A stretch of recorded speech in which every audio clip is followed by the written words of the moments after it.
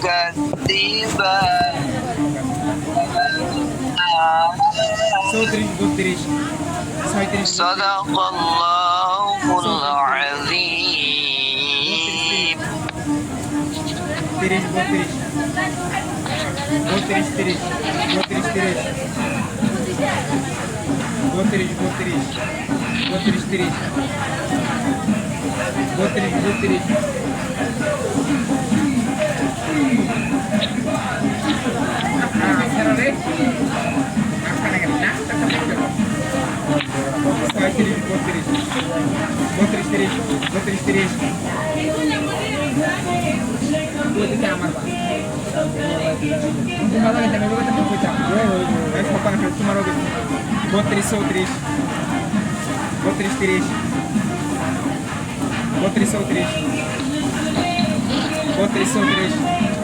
তুমি রহমান তুমি মেহেরবান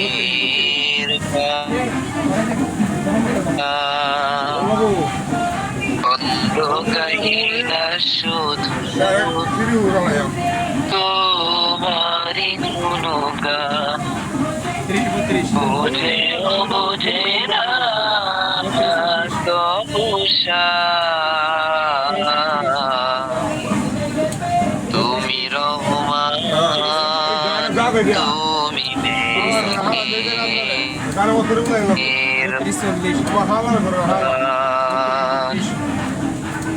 জনম জনম যদি গাই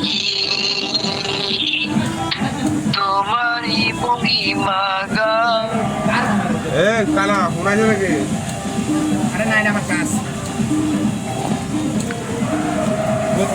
আসসালামু আলাইকুম ওরহমতুল্লাহি ওয়াবারাকাতুহ। সকলে কেমন আছেন? আল্লাহ পাক রব্বুল আলামিনের দরবারে লাখ কোটি শুকরিয়া, যিনি আমাদেরকে প্রতিদিনের ন্যায় আজকেও স্বাস্থ্য বিষয়ক একটি মহতীয় ক্লাসে আলোচনা অনুষ্ঠান ক্লাসে উপস্থিত হওয়ার তৌফিক দান করেছেন। আল্লাহ পাক রব্বুল আলামিনের দরবারে লক্ষ কোটি শুকরিয়া আদায় করি, আলহামদুলিল্লাহ। সাউন্ড ক্লিয়ার আসছে কিনা একটু জানান আমাকে। সাউন্ড ক্লিয়ার আসছে কিনা, কথা কি শোনা যায়? জি শুকরিয়া। এখনই আমাদের আজকের আলোচনা শুরু করবো ইনশাআল্লাহ।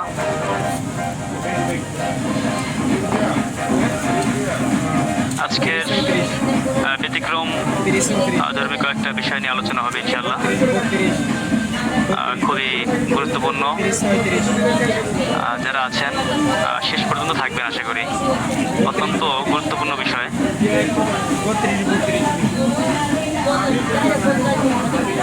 আজকে আমরা আলোচনা করব রোগের লক্ষণ, অর্থাৎ আমরা কিভাবে বুঝবো যে কোন রোগের কি লক্ষণ।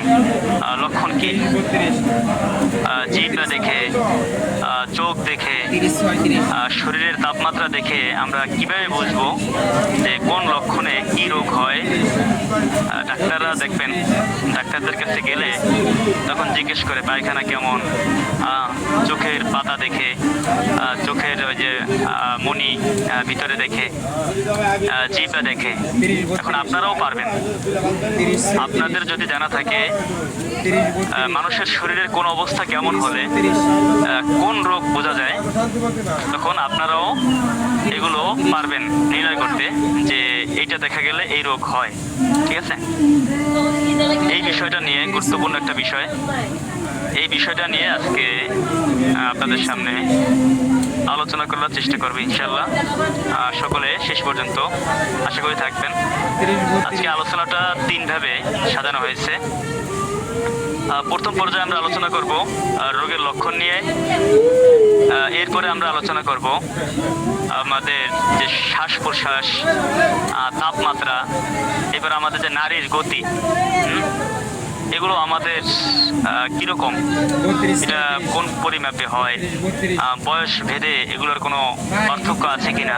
কি আছে? ঠিক আছে, আছে না? আপনার ডাক্তাররা দেখবেন নারী দেখে বুঝতে পারে এটা কোন সমস্যা বা তার রক্ত চলাচল কেমন, 32, 34, এটা নারী দেখে বোঝা যায়। 32, 30, ঠিক আছে, তো সেই বিষয়টা নিয়ে আজকে আলোচনা করবো ইনশাল্লাহ। 32, আরেকটা বিষয় নিয়ে আমরা আলোচনা করবো, সেটা হচ্ছে 32, কোন কোন খাবার খেলে কোন কোন ভিটামিন পাওয়া যায় এবং কোন কোন ভিটামিনের অভাবে কোন কোন রোগ দেখা দেয়। অত্যন্ত গুরুত্বপূর্ণ তিনটে বিষয় নিয়ে আজকে আমরা আলোচনা করবো ইনশাল্লাহ। আশা করি সকলে ক্লাসের শুরু থেকে শেষ পর্যন্ত থাকবেন। 30, 32, আপনাদের জন্য ইনশাল্লাহ এই ক্লাসটি অত্যন্ত ফায়দাজনক হবে। 30, আসেন আমরা প্রথমে আলোচনা করব রোগের লক্ষণ নিয়ে, অর্থাৎ কোন রোগের কি লক্ষণ এই বিষয়টা নিয়ে আমরা আলোচনা করব। সর্বপ্রথম আমরা মুখমণ্ডলের লক্ষণ নিয়ে, অর্থাৎ মুখমণ্ডলে কি দেখা গেলে কোন রোগ বোঝায় এটা নিয়ে আমরা আলোচনা করব। খুব খেয়াল দিয়ে শুনবেন ইনশাল্লাহ। আপনার মুখমণ্ডল যদি রক্তিম হয়ে যায়, লাল হয়, মুখের ভিতরে যদি আপনার লাল একটা ভাব আসে এবং উত্তাপ অর্থাৎ গরম একটা ভাব যদি আসে, লাল হয়ে যায়, রক্তিম একটা আভা প্রকাশ পায়, উত্তাপ হয়ে যায়, যদি এরকম হয় তাহলে আপনার বোঝা যাবে যে আপনার জ্বর হয়েছে, জ্বর প্রকাশ পাবে, জ্বর হয়েছে এরকম বোঝা যাবে যদি লাল হয়ে যায়। 2 নম্বরে হচ্ছে আপনার মুখমণ্ডলে যদি আপনার দাগ হয়, দাগ ব্রণ হয়, এগুলো যদি প্রকাশ পায় তাহলে বুঝে নিতে হবে যে যকৃত দোষ, পাকস্থলী দোষ এবং কোষ্ঠবদ্ধতা। ঠিক আছে, কোষ্ঠবদ্ধতা, যকৃত দোষ, পাকস্থলী দোষ, অর্থাৎ পাকস্থলীতে কোনো সমস্যা আছে। যদি মুখে দাগ হয়, ব্রণ হয়, এগুলো দেখলে কি বোঝা যাবে যে তার যকৃত দোষ আছে, অথবা পাকস্থলীতে তার গন্ডগোল আছে এবং কোষ্ঠকাঠিন্যতা আছে। তাহলে আমরা 2টি বিষয় জানলাম। 3 নম্বরে আমরা জানবো যে মুখমণ্ডলে কোন চিহ্ন পাইলে কি রোগের নির্দেশ করে। কারো মুখমণ্ডল যদি সংকুচিত হয়ে যায়, বিষণ্ণতা প্রকাশ পায়। সংকুচিত মানে অর্থাৎ মুখমণ্ডল একেবারে হয়ে গেছে, একেবারে মুখ একেবারে মন ভাঙা, ঠিক আছে, মন খারাপ, এরকম সংকুচিত হয়ে গেছে, প্রফুল্লতা না, মুখ কালো হয়ে যায় আর কি। ঠিক আছে, যদি সংকুচিত হয়ে যায়, বিষণ্ণতা যদি প্রকাশ পায়, তাহলে বুঝতে হবে যে তার কোনো মানসিক চিন্তাগ্রস্ততা রয়েছে, অথবা আপনার তার ভিতরে যে কোনো একটা রোগ আছে, এইটা বুঝে নিতে হবে। অর্থাৎ যে কোনো রোগের বহিঃপ্রকাশ কখন হয়, যখন তার মনের বিষণ্ণতা থাকে, মানসিক চিন্তাগ্রস্ততা হয়। এই বিষণ্ণতা থাকলে আপনার বুঝে নিতে হবে তার মানসিক কোনো চিন্তা করতেছে, অথবা কোনো রোগ তার ভিতরে বাসা বাঁধছে, এই জন্য সে চিন্তিত। 4 নম্বর মুখমণ্ডলের যে লক্ষণটা, সেটা হচ্ছে আপনার মুখমণ্ডল যদি ফ্যাকাশে হয়ে যায়, ফ্যাকাশে সাদাশে, অর্থাৎ রক্ত নাই এরকম বোঝা যায়। খসখসে যদি হয়ে যায় মুখমণ্ডলে, খসখসে ভাব এরকম যদি হয়, তাহলে বুঝতে হবে তার রক্ত শূন্যতা আছে। কেননা রক্ত শূন্যতা দেখা দিলে তখন মুখমণ্ডল সাদা হয়ে যায়, ফ্যাকাশে হয়ে যায়। তাহলে আমরা এই 4টা বিষয় আলোচনা করলাম। মুখমণ্ডলে যদি এই 4 প্রকার, এই 4টা যে বিষয় বললাম, এগুলো যদি দেখেন তাহলে বুঝবেন যে এই রোগটা তার ভিতরে থাকতে পারে। চেহারা দেখে কিন্তু বোঝা যায়। ঠিক আছে, এই হচ্ছে আপনার 4টা লক্ষণ বললাম। এরপরে আমরা যে বিষয়টা নিয়ে আলোচনা করবো সেটা হচ্ছে আপনার গায়ের চামড়া। এখন চামড়া কোন অবস্থায় থাকলে কি বুঝবেন, কোন লক্ষণ, কোন অবস্থায় থাকলে কি রোগ হয়েছে, এটা নিয়ে আমরা আলোচনা করব।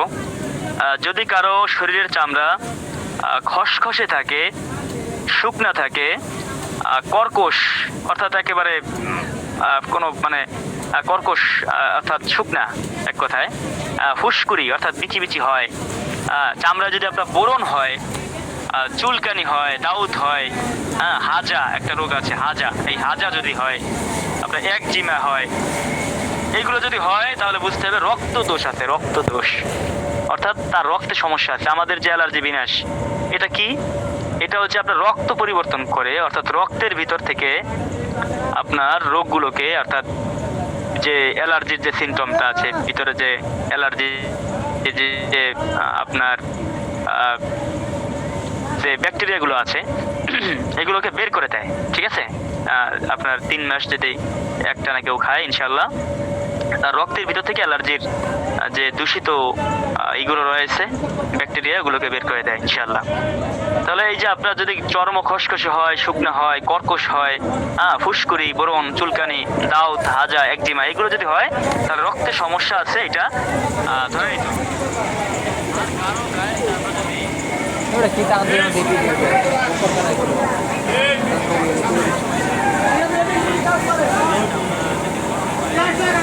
কোনো অনুভব হয় তাহলে জ্বর হয়, ঠিক আছে। তাহলে আমরা চামড়া সম্পর্কে 2টি বিষয় জানলাম।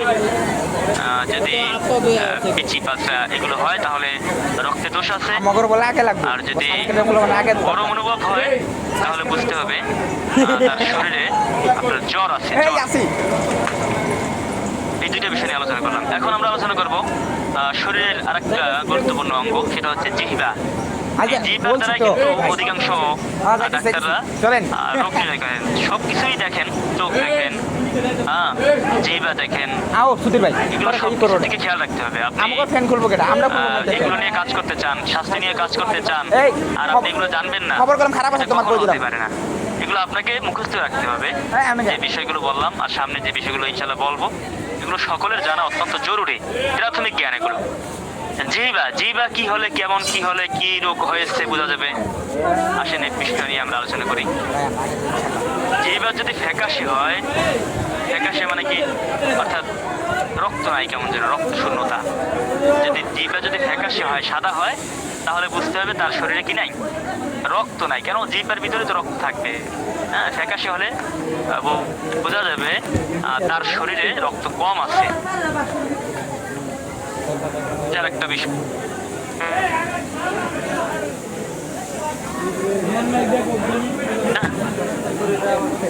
সাদা কোটিং যুক্ত লালচে হয় যদি জিহ্বাটা, তাহলে আপনার বুঝে নিতে হবে যে হয়তো তার টাইফয়েড হয়েছে, প্যারাটাইফয়েড হয়েছে, ঠিক আছে। জিহ্বা যদি সাদা কোটিং যুক্ত লালচে হয়, ফেড অথবা প্যারাটাইফয়েড হতে পারে। এখন জিহ্বার রংটা যদি আপনার কালচে হয়, কালো হয়ে যায়, যদি কালো হয়ে যায় তাহলে বুঝতে হবে যে হয়তো তার যকৃতের দোষ আছে, যকৃতের দোষ। যকৃতটা একটা আপনার রোগের একটা নাম। তাহলে যকৃতের দোষ থাকতে পারে, এটা বুঝে নিতে হবে, বোঝা যাবে। 4 নম্বরে, জিহ্বার রং যদি আপনার হলুদ হয়, হলুদ হয়ে যায়, আমরা কিন্তু এটা সবাই জানি, চোখের রং হলুদ হয়ে গেলে জন্ডিস হয়, এটা কিন্তু আমরা সবাই জানি। ওরকম ভাবে জিহ্বার রং যদি আপনার হলুদ হয়ে যায় তাহলে বুঝতে হবে যে তার পিত্ত দোষ আছে, পিত্ত থাকে, কিন্তু মাছের ভিতরে পিত্ত থাকে, পিত্ত গলে গেলে ওই মাছ পিতা হয়ে যায়, ওরকম মানুষের শরীরের ভিতরেও পিত্ত আছে। এখন জিহ্বার রং যদি হলুদ হয়ে যায় তাহলে বুঝতে হবে যে তার পিত্তর ভিতরে গন্ডগোল দেখা দিচ্ছে, অথবা তার জন্ডিসের কোনো সমস্যা আছে। জন্ডিস হলে তো আপনার প্রস্রাব হলুদ হয়ে যায়, চোখের ভিতরে হলুদ হয়ে যায়। হ্যাঁ, এই হচ্ছে বিষয়। এখন 5 নম্বরে যে জিহ্বার যে একটা লক্ষণ, সেটা হচ্ছে জিহ্বা যদি আপনার শুষ্ক হয়, অর্থাৎ শুকাই যায়, তাহলে বুঝতে হবে যে শরীরে জলীয় অংশ কম আছে, অর্থাৎ শরীরে পানি থাকার কথা যতটুকু তার চেয়ে কম আছে। যদি জিহ্বা কি হয়ে যায়, শুকাইয়া যায়, অর্থাৎ জিহ্বার ভিতরে যতটুকু পানি থাকার কথা ততটুকু পানি থাকে না, বারবার তৃষ্ণা লাগে, তাহলে বুঝতে হবে তার শরীরে পানির অভাব। তখন কি করবে, স্বাস্থ্যকর যে স্যালাইন গুলো আছে এগুলো সে পানির অভাবটা পূরণ করবে, ঠিক আছে। অথবা সে স্যালাইন খাবে, ওই যে আপনার ওর স্যালাইন বা টেস্টি স্যালাইন, এই পানির অভাব পূরণ করার জন্য সে স্যালাইন খেতে পারে আর কি। তখন 6 নম্বর হচ্ছে আপনার জিভে যদি ঘা হয়, অথবা ক্ষত হয়, তাহলে বুঝতে হবে যে পরিপাক যন্ত্রের সমস্যা আছে। দেখছেন, এক একটা লক্ষণে কিন্তু এক একটা রোগ। যদি আপনার ঘা হয় অথবা ক্ষত হয় জিহ্বার উপরে, তাহলে বুঝতে হবে তার পরিপাক যন্ত্রের সমস্যা আছে, তার খাদ্য হজমের ভিতরে কি আছে, সমস্যা আছে, অথবা তার শরীরে ভিটামিন বি এর ঘাটতি আছে। ভিটামিন বি এর ঘাটতি থাকলে তখন জিহ্বায় ঘা দেখা দেয়। তাহলে আমরা 2টা বিষয় নিয়ে জানলাম, একটা হচ্ছে গায়ের মুখমণ্ডল সম্পর্কে জানলাম, শরীরের চামড়া ত্বক সম্পর্কে জানলাম, এখন আমরা জিহ্বা সম্পর্কে জানলাম। তিনটা বিষয় নিয়ে আমরা জানলাম। এখন আমরা জানবো শরীরের ঘাম। ঘাম এটা কখন মানে কিরকম হলে কোন রোগ হতে পারে। এখন ঘাম যদি নির্দিষ্ট স্থানে প্রকাশ পায়, নির্দিষ্ট স্থানে অর্থাৎ আপনার যেখানে ঘামানোর কথা সেখানেই ঘামাইছে আর কি, অর্থাৎ শরীর যেখানে বেশি ভাগ ঘামায়, এরকম যদি নির্দিষ্ট স্থানে যদি ঘামটা প্রকাশ পায় তবে বুঝতে হবে স্নায়বিক দুর্বলতা। স্নায়বিক দুর্বলতা রয়েছে যদি ঘামটা নির্দিষ্ট স্থানে হয়। আর ঘাম যদি একেবারে অধিক হয়, হ্যাঁ, যতটুকু হওয়ার কথা তার চেয়ে যদি বেশি হয় তাহলে বুঝতে হবে যে হয়তো তার শরীরে হাই প্রেশার রয়েছে, অথবা লো প্রেশার আছে, অথবা তার শরীর মানে তার মনটা মগ্ন, হ্যাঁ, অথবা স্নায়ুর দুর্বলতা, অর্থাৎ অর্থাৎ পাঁচটা যে ইন্দ্রিয় আছে সেই ইন্দ্রিয় তার কাজ কম করতেছে আর কি। এই স্নায়ু দুর্বলতা এগুলো বুঝাবে যদি শরীরে ঘাম অধিক হয়। ঠিক আছে, এখন আমরা জানবো যে মল ত্যাগ করলে কোন কোন অবস্থায় কি কি রোগ দেখা দিতে পারে, কোন কোন লক্ষণ দেখা দিলে মলের রং, মলের আকার,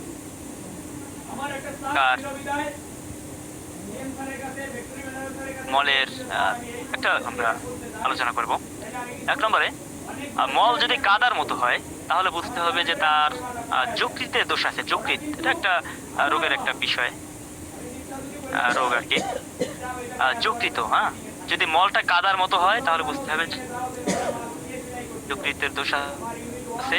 আর যদি মলটা হলুদ হয়, ঠিক আছে, মল যদি কি হয় হলুদ, হলুদ যদি হয়, হলুদ বলতে একটু অধিক হলুদ আর কি, তাহলে বুঝতে হবে তার পিত্তের দোষ আছে, পিত্তের দোষ। 3 নম্বরে মল যদি সবুজ হয়, সবুজ সবুজ যদি হয় তাহলে বুঝতে হবে তার অম্ল দোষ আছে, অম্ল দোষ। এজন্য আপনার রোগীকে জিজ্ঞেস করবেন যে আপনার পায়খানা কেমন, এরকম কিন্তু ডাক্তাররা জিজ্ঞেস করে। তাহলে আপনারাও তো একদিন অনেকে জানেন, অনেকে এখানে অনেক অভিজ্ঞ অভিজ্ঞ লোকরা রয়েছেন, হ্যাঁ, অনেকেই জানেন না, তারা কিন্তু আজকে থেকে ইনশাল্লাহ জেনে নেবেন। এটাকে একেবারে আপনারা স্মরণ রাখার চেষ্টা করবেন। এগুলো সকল কিছুই ডাক্তারি থিওরির মধ্যে আপনাদেরকে বলা হচ্ছে। এগুলো আমার আসলে বানানো কোনো কথা না, এগুলো ডাক্তারি থিওরি থেকে আমরা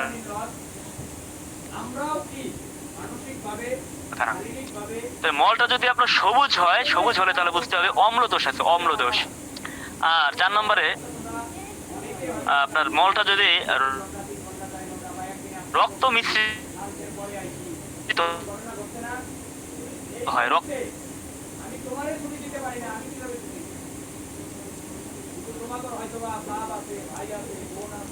মিশ্রিত অর্থাৎ রক্ত এবং মাত্রা যদি খুব কম হয়, অল্প অল্প গুটলি গুটলি এগুলো যদি হয়, এবং যদি বের হতে কষ্ট হয়, অর্থাৎ অনেক কষ্ট হয়, পায়খানা ক্লিয়ার হয় না, যদি এরকম হয় তাহলে আপনার কোষ্ঠবদ্ধতা রয়েছে। কোষ্ঠবদ্ধতা অর্থাৎ এক কথায় কোষ্ঠকাঠিন্য। কোষ্ঠকাঠিন্য মানে কি, তার শরীরে হজমের সমস্যা, পাকস্থলীতে সমস্যা, এই বিভিন্ন পেটের যত রোগ আছে এই রোগগুলো তার ভিতরে দেখা দিচ্ছে। এটা বুঝতে হবে যদি আপনার গুটলি গুটলি অল্প অল্প করে পায়খানা হয়, মল বের হয়, তাহলে কোষ্ঠকাঠিন্যর সমস্যা আছে, এটা বুঝে নিতে হবে। এখন মল যদি আপনার সাদা শ্লেষ্মাযুক্ত হয়, শ্লেষ্মাযুক্ত কি অর্থাৎ ওই যে আপনার মানুষের যে নাকের যে শ্লেষ্মা হয় না, তো ওই মলটা যদি ওরকম আপনার হয় আর কি, শ্লেষ্মা অর্থাৎ ওই আঠালো আঠালো, বা আপনার যে আপনার যে ইসের আপনার আঠালো আঠালো এগুলোই যদি এরকম শ্লেষ্মাযুক্ত হয় তাহলে বুঝতে হবে যে সাদা আমাশা আছে, সাদা আমাশার সমস্যা আছে। 7 নম্বরে মল যদি আপনার চাল দেওয়া পানির মতো হয়, চাল দেওয়া পানি। চাল দেওয়া পানি কেমন? চাল দেওয়া পানি হচ্ছে আপনার একটু ধূসর ধূসর, তাই না, অর্থাৎ একটু ময়লা ময়লা ভাব আর কি, একটা কালো কালচা কালচা, বা অর্থাৎ মাটি মাটি রং না। এই মলটা যদি আপনার চাল দেওয়া পানির মতো হয় তাহলে বুঝতে হবে তার ওলা উঠা বা কলেরা হয়েছে। কলেরা, কলেরা বা ওলা উঠা। ওলা উঠা কিন্তু আপনার আগের সময়ে আগের যুগে আমাদের বাপ দাদাদের আরো আগে তখন ওলা ওঠা একটা রোগ ছিল। কলেরা, ওলা ওঠা তখনকার সময় কলেরা হলে, এখন তো কলেরার চিকিৎসা আছে, তখন কলেরা হলে মানুষ মারা যেত, অর্থাৎ একেবারে পরিবার এলাকা সহকারে একে ধুয়ে নিয়ে যেত আর কি, এরকম একটা অবস্থা। এখন যেরকম আছে না, অনেক সময় দেখবেন ছাগল, মুরগি, গরু এগুলা কিন্তু দেখা যায় একসাথে রোগ হয়ে একবারে পুরো একবারে সাফ হয়ে যায়। ওরকম আগের সময় যখন কলেরা বসন্ত হতো, তখন আমরা আমাদের মুরব্বীদের মুখে শুনেছি তখন নাকি কোনো চিকিৎসা অতটা ছিল না, ঠিক আছে। মানুষ এইভাবে একেবারে একসাথে সব চলে যেত আর কি, মারা যেত, ঠিক আছে। তখন চিকিৎসা পদ্ধতি অতটা ভালো ছিল না। এখন তো দেখা যায় পানি খেতে দেয়, তখন পানি খেতে দিত না, অর্থাৎ উল্টাটা করতো যে পানি খেতে দেওয়া নিষেধ, পানি খেতে দিত না। এখন কিন্তু আপনার কলেরা হলে বেশি করে পানি খেতে দেয়, স্যালাইন খাওয়ায়, তখন নাকি পানি ধরতেই দিত না, পানি পানি করতে করতে করতে করতে মানুষ মারা যেত এরকম, ঠিক আছে। এই যে ওলা ওঠা, ওলা, হ্যাঁ এরকমও আছে, প্রচলিত আছে যে ওটা নাকি 7 বোন, এরকম, অর্থাৎ এগুলো কুসংস্কার আর কি। এগুলো এলাকায় কিন্তু বলে, আপনাদের এলাকায় বলে কিনা জানি না, কলেরা, ওলা ওঠা এগুলো নাকি অর্থাৎ একটা আকৃতি আছে নাকি, এগুলো সব ফাও কথা আর কি। এগুলো মানুষ বলে যে এগুলো আর কি জিন আর কি, বা অর্থাৎ একটা প্রাণীর মতো আসে, আইসা এরকম একটা এলাকায়। এগুলো হচ্ছে মানুষের সেই হিন্দুয়ানি কৃষ্টি কালচারের আগের যুগের কথা আর কি। আগের যুগে তো দেখা যায় সবই হিন্দুয়ানি কৃষ্টি কালচার ছিল, ঠিক আছে। যাই হোক, কিছু অতিরিক্ত কথা বললাম। 8 নম্বরে হচ্ছে আপনার যে মলটা যদি আপনার তরল হয়, তরল পাতলা হয় এবং অধিকবার হয়, অনেক, অর্থাৎ একটু পর পর পাতলা অনেকবার হচ্ছে, এবং বমি বমি ভাব যদি হয়, তাহলে বুঝতে হবে তার আপনার উদরাময় সমস্যা আছে। উদরাময় সমস্যা মানে মলটা যদি কি হয়, পাতলা হয়, ঘন ঘন হয়, বমি বমি ভাব আসে, এবং ক্ষুধা আসে, ক্ষুধা লাগে না, ক্ষুধা মন্দ আর কি। যদি এমন সিমটম তার শরীরে দেখা দেয়, আপনার ওই শরীরে বলতে আপনার মল থেকে সময়, তাহলে বুঝতে হবে তার উদরাময় সমস্যা আছে। উদরাময় সমস্যা কি, এটাও একটা রোগের আপনার নাম, পরিভাষা। উদরাময় সমস্যা তার ভিতরে আছে, এটা বুঝতে হবে। তাহলে আমরা জানলাম মল ত্যাগ, এটা কিন্তু আপনার খুবই গুরুত্বপূর্ণ বিষয়। আপনার যে কোনো ডাক্তারকে জিজ্ঞেস করে পায়খানা কেমন, এটা কিন্তু জিজ্ঞেস করে। তাহলে আমরা জেনে নিলাম 8টা, অর্থাৎ পায়খানা এক একটা রং, এক একটা অবস্থা হলে আপনার 8টা কথা আমরা বললাম। ইনশাল্লাহ এগুলো আমরা কি করে রাখবো, মনে রাখার চেষ্টা করব, তাহলে ইনশাল্লাহ আমরা যে এখন আসেন, আমরা দেখা যায় রোগী বমি করে, তাই না? এই বমি করে, এই বমির উপরেও আপনার রোগের নির্দেশ আছে, যে কোন কেমনে কি করলে না করলে কি হয় না হয়, এটাও কিন্তু একটা বিষয় আছে, ঠিক আছে। আপনারা যদি পরিপাক যন্ত্রের গোলমালে দোষে বেশি রক্তপাতে বমি হয়ে থাকে। বমিটা হয় কেন? বমিটা হওয়ার কারণ হচ্ছে পরিপাক যন্ত্রের গোলমাল। অর্থাৎ পরিপাক যন্ত্রটা আবার কি? পরিপাক যন্ত্রটা হচ্ছে আপনার খাদ্য হজমের যে শক্তি বা হজম যে যন্ত্রের মাধ্যমে হয়, সেই যন্ত্রে যদি আপনার গোলমাল হয় তাহলে আপনার বমি হয়, ঠিক আছে। এবং পিত্ত দোষ, পিত্তের যদি কোনো সমস্যা দেখা দেয়,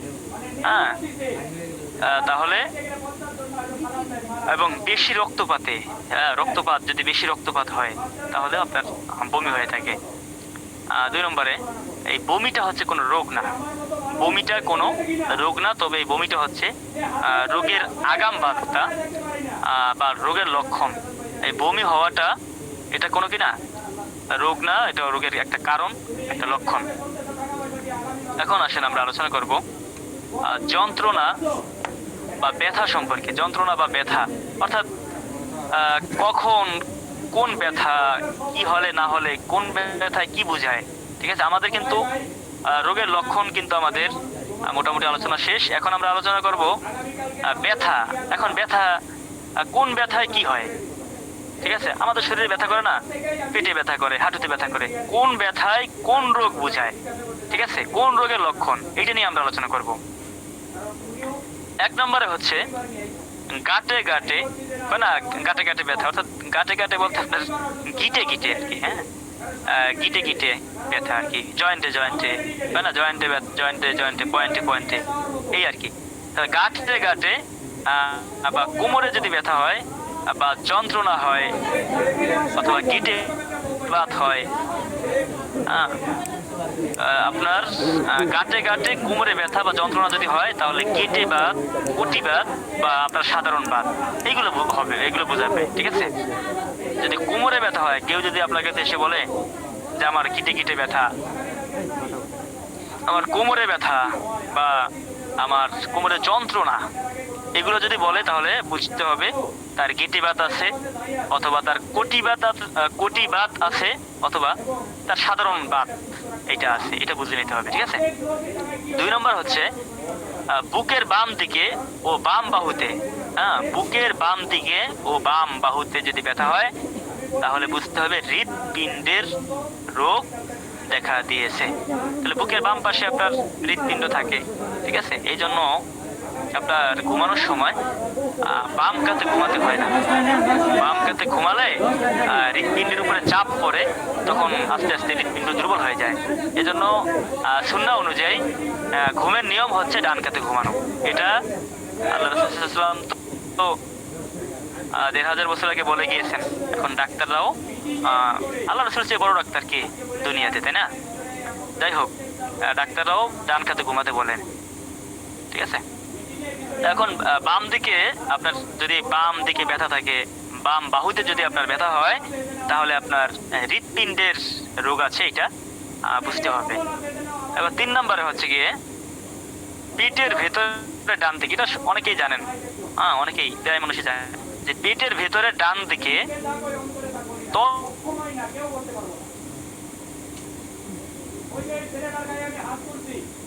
অ্যাপেন্ডিসাইটিস হয়েছে, এটা অনেকেই জানেন, ঠিক আছে। তাহলে পেটের ভেতরে ডান দিকে তলপেটে যদি ব্যথা হয় তাহলে বুঝতে হবে যে অ্যাপেন্ডিসাইটিসের সমস্যা থাকতে পারে, অথবা উপাঙ্গ প্রদাহ রোগ হয়েছে। উপাঙ্গ প্রদাহ একটা রোগ আছে, সেই রোগটা হয়েছে, এটা অর্থাৎ বোঝা যাবে যে এই রোগটা হতে পারে আর কি। এখন আসেন 4 নম্বরে, যন্ত্রণা ব্যথার 4 নম্বর পয়েন্টটা আমরা আলোচনা করি। খালি পেটে ব্যথা বেদনা হলে, খালি পেটে ব্যথা, এখন খালি পেটে ব্যথা খাবার খেলে কমে যায়, যদি এরকম হয় তাহলে বুঝতে হবে ডিউওডিনাল আলসার। ডিউওডিনাল আলসার, খালি পেটে ব্যথা খেলে কি হয়ে যায়, ব্যথা কমে যায়, তাহলে বুঝতে হবে তার সম্ভবত ডিউওডিনাল আলসার হয়েছে। 5 নম্বরে যদি এমন হয় যে খাওয়ার পরে ব্যথা, খালি পেটে ব্যথা নাই, অর্থাৎ উল্টোটা আর কি, 4 নম্বরের সম্পূর্ণ উল্টো, খাবার পরে ব্যথা হয় কিন্তু খালি পেটে ব্যথা কম হয়, এইটা যদি বোঝা যায় তাহলে বুঝতে হবে তার গ্যাস্ট্রিক বা আলসার হয়েছে। গ্যাস্ট্রিক বা আলসার, গ্যাস্ট্রিক আলসার এগুলো তার হয়েছে, এটা বোঝা যাবে আর কি। এখন আমরা ব্যথা নিয়ে আলোচনা করলাম। এখন আসেন আরেকটা বিষয়, রোগ নির্ণয়ের, রোগের লক্ষণের, সেটা হচ্ছে আপনার প্রস্রাব। এই প্রস্রাবের রং, প্রস্রাবের ধরন, এগুলোর উপর নির্ভর করেও মানুষ, ডাক্তাররা বিভিন্ন রোগ নির্ণয় করে থাকেন। কিভাবে নির্ণয় করেন, কোন থিওরির আলোকে বা নির্ণয় করে কি বলেন, সেটাই আমরা এখন আলোচনা করব। যদি প্রস্রাবের রং হলুদ হয় তাহলে আপনারা বুঝবেন যে তার সম্ভবত যকৃত দোষ রয়েছে, যকৃত দোষ যদি হলুদ হয়। আর যদি প্রস্রাবটা ঘন ঘন হয়, ঘন প্রস্রাব, তাহলে তার বহুমূত্র রোগ রয়েছে। বহুমূত্র মানেই তো ঘন প্রস্রাব, ঠিক আছে। তাহলে ঘন প্রস্রাব হলে তার বহুমূত্র রোগ এইটা আছে, এটা বুঝতে হবে। আর যদি প্রস্রাবটা যদি আপনার ঘোলাটে হয়, ঘোলাটে অর্থাৎ ক্লিয়ার হওয়ার কথা কিন্তু সেখানে ঘোলাটে যদি হয়, তাহলে বুঝতে হবে তার কৃমির দোষ আছে, কৃমির দোষ, অর্থাৎ তার শরীরে সে অনেকদিন যাবৎ দেখা যায় তাহলে কৃমির ওষুধ খায় না, তাহলে তাকে কি করতে হবে, কৃমির ওষুধ খেতে হবে 3 মাস 4 মাস পর পর। ডাক্তারের নিয়ম একটা কৃমির ওষুধ খাওয়ার একটা নিয়ম আছে, এই নিয়মটা অবশ্যই সকলে ফলো করার চেষ্টা করবেন, অথবা ডাক্তারদেরকে জিজ্ঞেস করবেন যে আসলে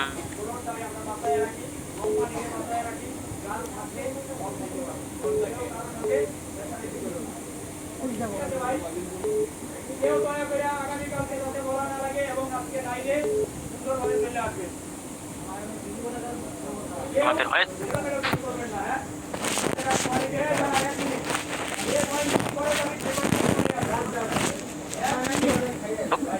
এখন প্রসাব যদি ঘোলাটে হয় তাহলে বুঝতে হবে যে কৃমির সমস্যা আছে, কৃমির দোষ আছে, অর্থাৎ কৃমি বেড়ে গিয়েছে আর কি। 4 নম্বরে প্রসাব যদি আপনার সুগার থাকে, প্রসাবে সুগার মানে কি, অর্থাৎ চিনি, চিনি সুগার মানে তো চিনি, আপনার যদি সুগার থাকে প্রসাবের ভিতরে তাহলে বুঝতে হবে যে এটা আপনার ডায়াবেটিসের সমস্যা আছে। ডায়াবেটিস হলে তো সুগার খাওয়া নিষেধ, চিনি মিষ্টান্ন এগুলো খাওয়া কি নিষেধ। তাহলে যদি সুগার থাকে তাহলে আপনার ডায়াবেটিসের সমস্যা আছে।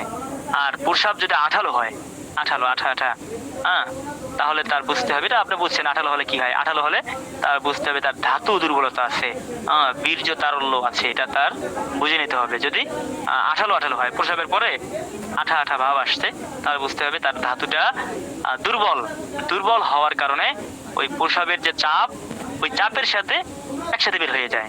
এটা একটা সমস্যা না? যদি প্রসাবের সাথে বের হয় তাহলে তো তার যখন বের হওয়ার কথা তখন তো আরো আগে বের হয়, অর্থাৎ এইটা হচ্ছে বিষয় আপনার। এই জন্য যদি ধাতু দুর্বলতা থাকে তাহলে ধাতু দুর্বলতার জন্য তো আমাদের ওষুধ আপনারা তো জেনেছেন, শাহী হালুয়া, কচুরি গোল্ড হালুয়া, এরপরে আপনার পাওয়ার গোল্ড হালুয়া।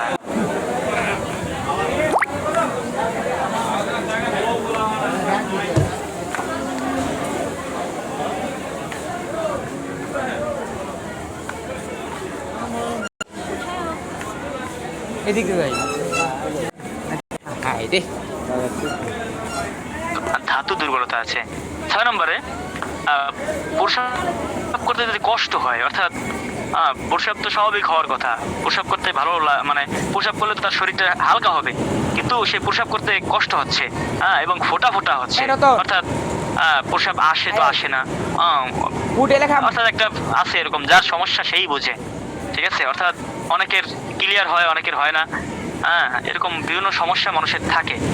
যদি এই প্রসাবটা যদি কষ্টকর হয়, ফোটা হয়, তাহলে বুঝতে হবে যে তার কিডনির সমস্যা আছে, কিডনির দোষ আছে, কিডনির ক্ষমতা কমে যাচ্ছে, এটা বুঝতে হবে। তখন তার ব্যবস্থা নিতে হবে। যদি ব্যবস্থা না নেওয়া হয় তাহলে কি হবে, আস্তে আস্তে কিডনি ড্যামেজ হয়ে যাবে। ড্যামেজ হয়ে গেলে দেখা যায় তার আর আয়ু একেবারে কমেই যায়, এক সময় সে দেখা যায় অর্থাৎ শেষ নিঃশ্বাস ত্যাগ করে, এরকম একটা অবস্থা হয়ে যায়। এই জন্য আমাদেরকে আগে থেকে সতর্ক থাকতে হবে, আর কিডনিকে ভালো রাখতে হবে। কিডনির বিষয়ে কিন্তু আমরা আমাদের আলোচনা পিছনে হয়ে গেছে, আশা করি হয়েছে। কিডনির বিষয়ে যে পানি পান করতে হবে অধিক পরিমাণে, কমপক্ষে আপনার 4-5-6 লিটার এরকম পানি পান করতে হবে, 6 লিটার 8 লিটার 5-4 লিটার। যাই হোক, দেখা যায় আমরা কিন্তু শীতকাল আসতেছে সামনে, হ্যাঁ, এখন তো পানি 6 লিটার 4 লিটার 8 লিটার দূরের কথা, আপনার 2 লিটার পানিও অনেকে আছে পান করবে না, এরকম হবে। ঠান্ডা পানি খেতে খুব কষ্ট হয়।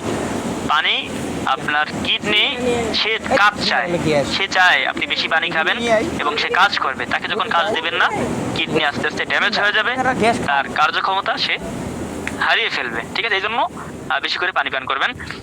আপনারা যারা মাদ্রাসার দায়িত্বে আছেন, সন্তানাদি যাদের রয়েছে, আপনারা তাদেরকেও পানি খাওয়ার প্রতি উৎসাহিত করবেন। শুধু আপনি ক্লাস করতেছেন, আপনি ফায়দা পাবেন, আপনার মাদ্রাসার ছাত্র, আপনার পরিবারের সন্তান, স্ত্রী, তাদেরকে এগুলো বলবেন না, এটা কিন্তু হবে না। এটাও কিন্তু একটা বিদ্যা, এটা কিন্তু একটা জানার বিষয়। যাই হোক, আর কথা না বাড়াই, এখন এই পানিগুলো আপনারা বেশি করে খাবেন। 7 নম্বরে হচ্ছে, যদি প্রস্রাবে যদি আপনার রক্ত বের হয় তাহলে বুঝতে হবে যে ভিতরের কোনো অংশে আঘাত লাগছে, ইনফেকশন হয়েছে, বা অন্য কোনো কারণে তার রক্ত বের হচ্ছে, এই জন্য তাকে অতি দ্রুত চিকিৎসা নিতে হবে। এখন আসেন আপনারা দেখবেন ডাক্তাররা নাড়ি ধরে, এভাবে হাতে এভাবে ধরে দেখে আপনার নাড়ি কতটুকু চলে, এটা হচ্ছে আপনার নাড়ি, হ্যাঁ, নাড়ি তারা দেখে বলতে পারে। এখন আমরা কিভাবে বুঝবো? যদি কেউ বেশি পরিশ্রম করে তাহলে তার নাড়ির গতি বৃদ্ধি পায়, ঠিক আছে? মানুষ যত বেশি পরিশ্রম করবে ততই তার শরীর সুস্থ থাকবে, শরীরের রোগ কম হবে। এই দেখেন করোনার সময় যারা পরিশ্রম করছে, মাঠে কাজ করে, ধান কাটছে, তাদের ভিতরে কয়জন মারা গেছে? মারা কিন্তু বেশি যায় নাই জানা মতে আর কি। অর্থাৎ তারা যে পরিশ্রম করছে, করোনা তাদেরকে ধরবে, অর্থাৎ আল্লাহ তাদেরকে হেফাজত করছে আর কি অধিকাংশ। ঠিক আছে, এই জন্য পরিশ্রম যারা বেশি করে তাদের শরীরে ভাইরাস আসার সুযোগ পায় না।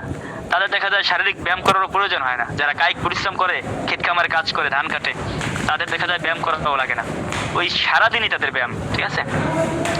2 নম্বরে হচ্ছে হঠাৎ মানসিক উত্তেজনা হলে নারীর গতি বৃদ্ধি পায়। মানসিক উত্তেজনা অর্থাৎ মনটা খুব চঞ্চল হয়ে গেছে আর কি, অর্থাৎ যে কোনো টেনশন বা যে কোনো একটা আগ্রহ, আবেগ, এগুলো যদি মানসিক উত্তেজনা বৃদ্ধি পায় তাহলে তার নারীর গতি কি হয়?